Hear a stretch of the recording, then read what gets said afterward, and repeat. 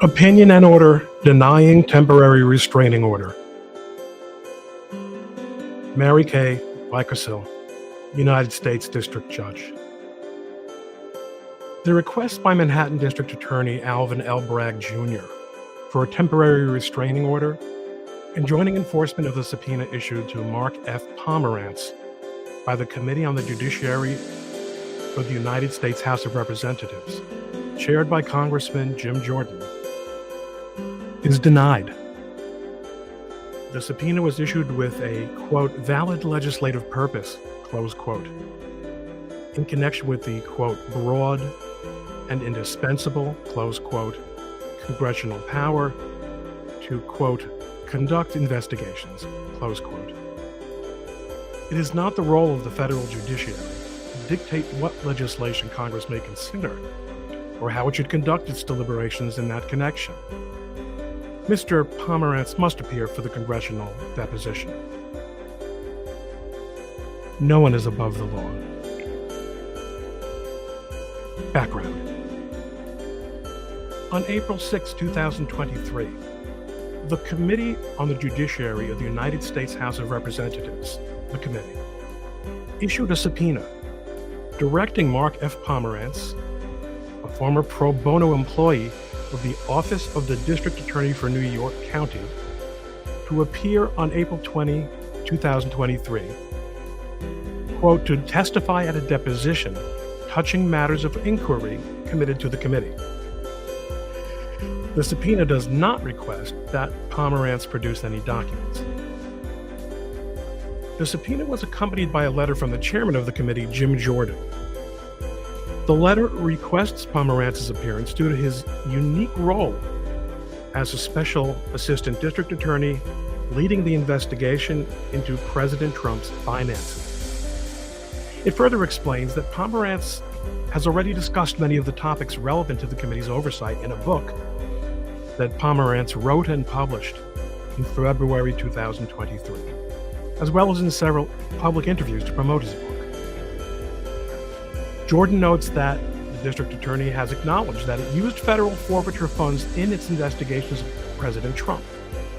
Now, the committee was considering potential legislative reforms, such as broadening the existing statutory right of removal of certain criminal cases from state court to federal court. The book referenced in Jordan's letter is People versus Donald Trump, an inside account, written by Pomerantz and published in early 2023. As its subtitle indicates, the book recounts Pomerantz's insider insights, mental impressions, and his front row seat to the investigation and deliberative process leading up to the District of New York case against former President and current presidential candidate Donald Trump.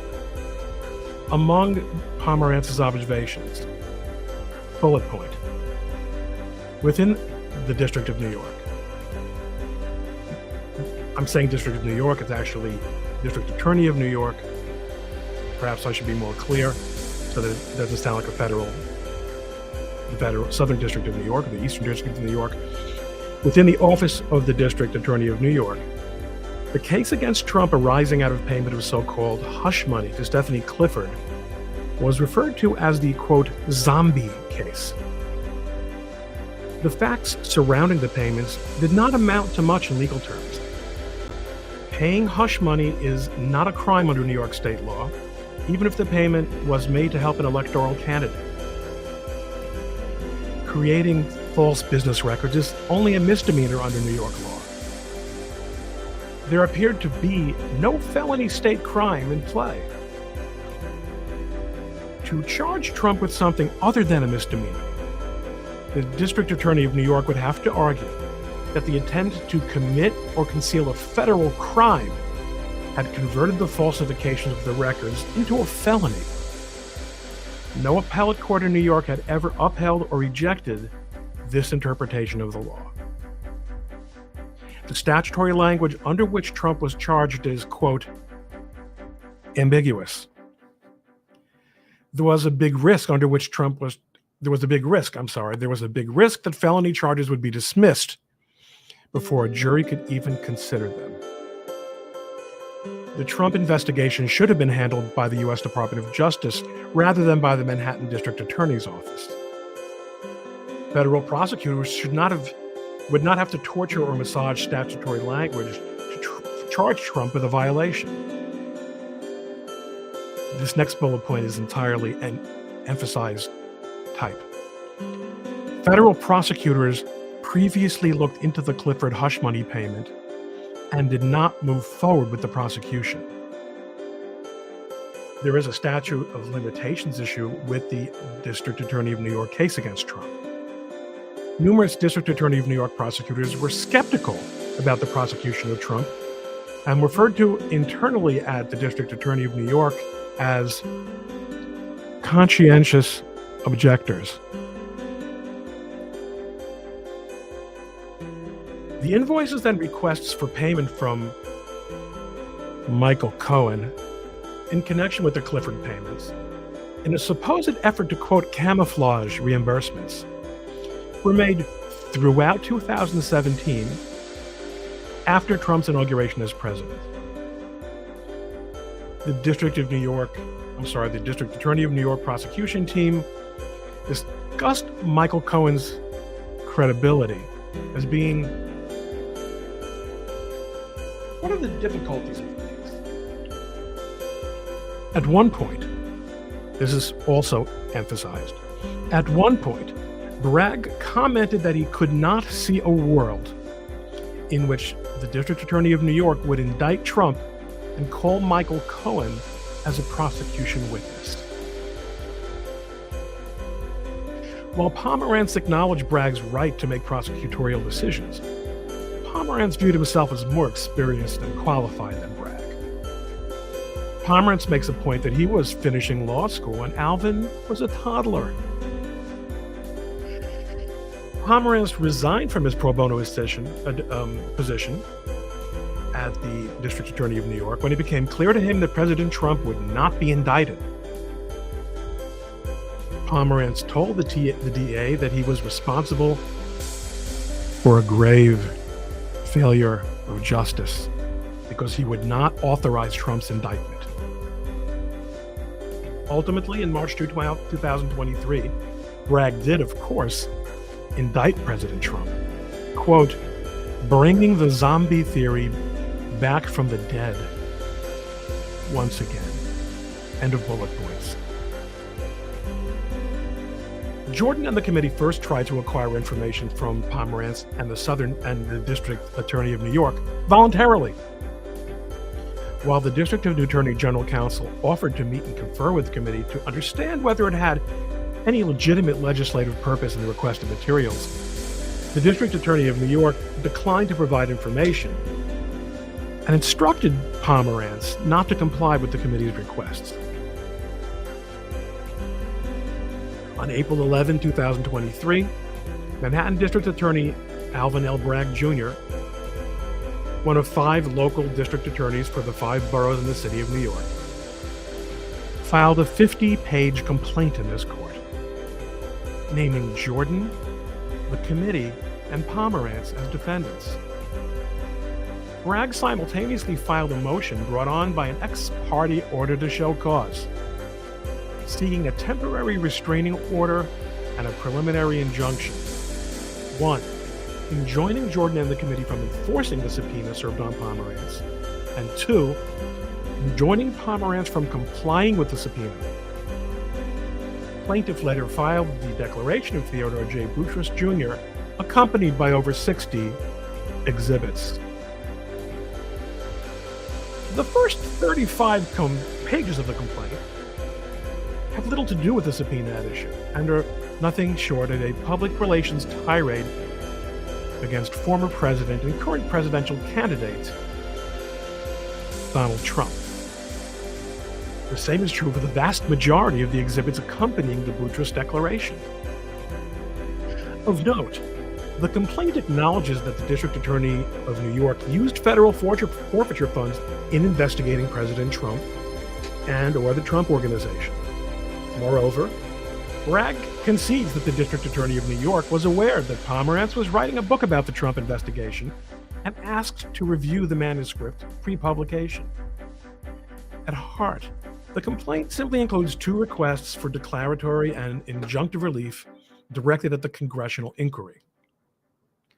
The reality is that, as framed, this action is merely a motion to quash a subpoena dressed up as a lawsuit.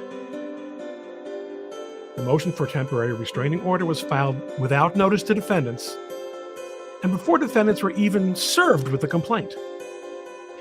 In this court, Local Civil Rule 6.1d dictates that any party seeking an ex parte order must submit an affidavit of good and sufficient reasons why a procedure other than by notice of motion is necessary, and stating whether a previous application for similar relief has been made.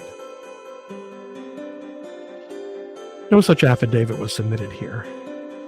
Accordingly, the court issued an order declining to enter the proposed order to show cause, directing service on defendants not only of the motion with all the supporting papers, but also of the complaint by which this case was initiated, setting a briefing schedule to allow defendants to be heard, and scheduling a hearing for today,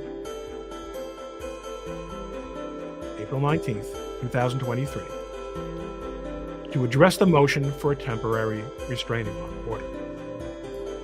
Jordan and the committee filed an opposition brief. They argued that Bragg cannot establish a likelihood of success on the merits because Jordan and the committee are immune from suit under the speech or debate clause in Article 1 of the United States Constitution.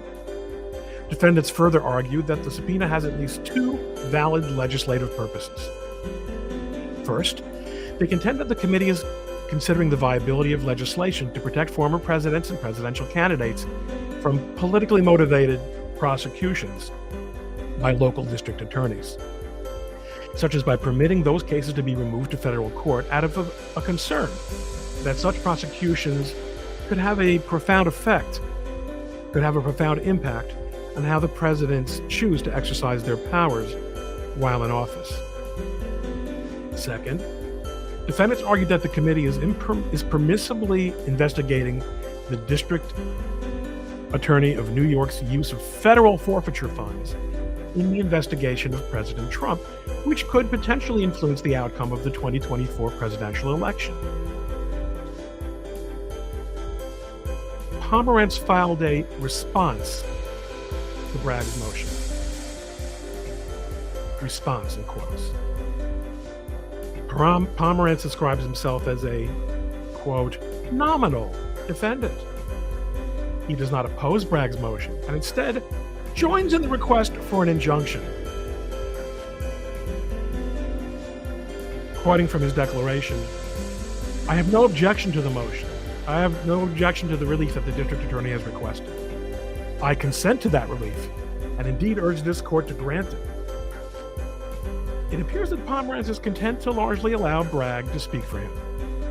Quoting from his declaration, these are matters for the district attorney to argue. From his response.